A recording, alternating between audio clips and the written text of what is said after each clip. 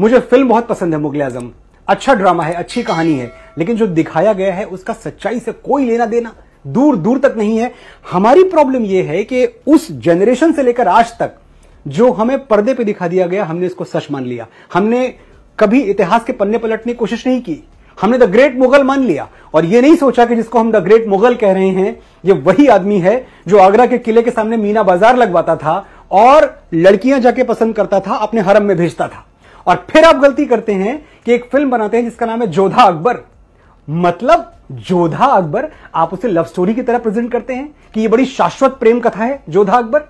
वो तीसरी पत्नी थी, अगर यहां भी बात रुक जाती तो हम मान लेते कि चलो अच्छी लव स्टोरी थी। तीसरी पत्नी के साथ अकबर ने जिंदगी भर शादी का पवित्र बंधन निभा दिया। जोधाबाई के बाद 9 शादियां की हैं। कुछ इतिहासकार ये भी मानते हैं कि तकरीबन 36 शादियां की थी अकबर ने। ये कौन सी मोहब्बत थी? ये कौन सी मोहब्बत थी जो कभी रुकी ही नहीं? ये कौन सी मोहब्बत थी कि 1562 में अकबर जोधाबाई से विवाह करते हैं और 21 जून 1576 को पूरा मालवा उजाड़ देते हैं, बाज बहादुर को मार देते हैं, रानी रूपमती खुदकुशी कर लेती हैं क्योंकि रानी रूपमती के रूप का वर्णन सुन के यह आदमी पागल हो गया था। अकबर के बारे में यह सुनते रहते हैं कि भेष बदल के घूमते रहते थे। भेष बदल के घूमते थे, क्यों घूमते थे? भेष बदल के प्रजा का हालचाल जानने के लिए घूमते थे।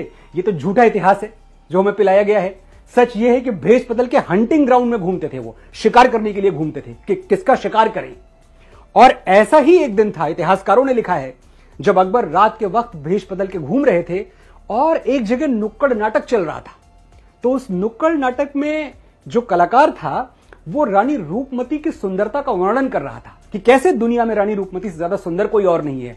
अकबर उस समूह में जो वो नाटक देख रहा था वहां खड़े हो गए और सुनते रहे बहुत देर तक, और उनके दिमाग में इस तरह रानी की खूबसूरती का नशा छाया कि उन्होंने अगले दिन अपनी फौजों को, जो उनके सौतेले भाई थे, जो उनकी दाई के पेट से पैदा हुए थे, सौतेला तो नहीं पर भाई मानते थे उनको आदेश दिया कि तुम जाओ और रानी रूपमती को उठा के लाओ।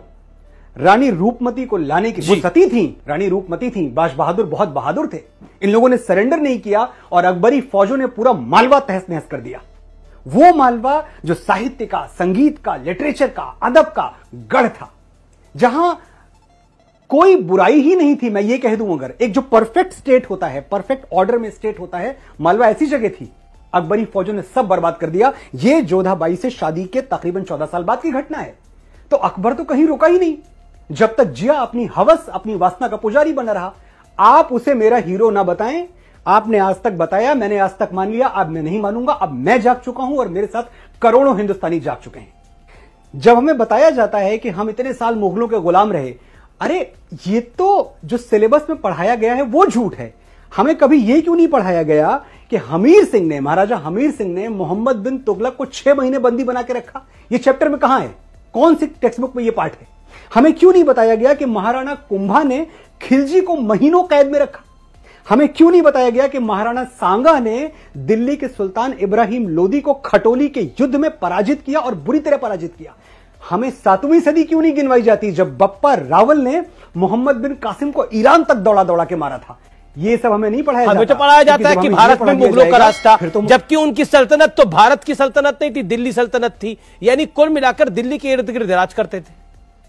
अगर आप महाराष्ट्र की तरफ देखें तो छत्रपति शिवाजी महाराज का डंका बज रहा था, उनकी तलवारों के आगे किसी की मजाल नहीं थी आके खड़ा हो जाए। अगर आप साउथ की तरफ जाएं तो वहां की एम्पायर जो थी, जो वहां के राजा थे, वो बड़े मजबूत थे। राजस्थान कभी ये पूरी तरह ले ही नहीं पाए, गुजरात की तरफ ये पहुंचे ही नहीं।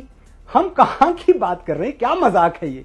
कौन सी सल्तनत और कौन सा मुगल साम्राज्य? जब हम एक वर्ड यूज करते हैं ना, the Mughal of music, the Mughal of this, the Mughal of business, पहली बात तो ये सोच बदल दीजिए, क्योंकि ये सिर्फ भगोड़े थे और ये बाद में लुटेरे थे। इनकी तीसरी कोई पहचान नहीं है। भगोड़े और लुटेरे, तीसरी पहचान जो दी है वो इस देश ने दी है और हमारी नपुंसकता ने दी है, क्योंकि हम चुपचाप सुन गए और सह गए।